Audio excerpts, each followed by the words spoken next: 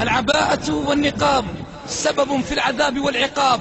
عباءة على الأكتاف ضيقة مزخرفة الأطراف، هذه عباءة للستر. أم فستان زفاف. شرع الله العباءة لستر الزينة والجمال لا للتجمل وجذب أنظار الرجال. فمتى ما كانت العباءة للزينة انقلبت عليك نكالا ووبالا بين يدي الله تعالى.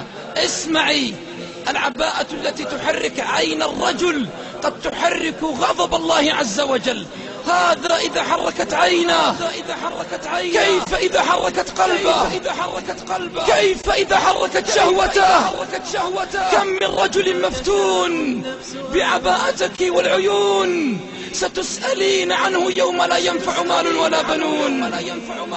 فلا تكن عباءتك لافتة للأنظار، فلربما تغضب الله الواحد القهار. قال أحد المستشرقين: لماذا نساؤكم يلبسن العبايات؟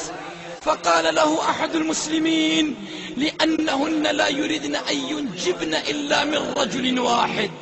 بوركت من حورية في جنة تختال بين الروض والأنهار.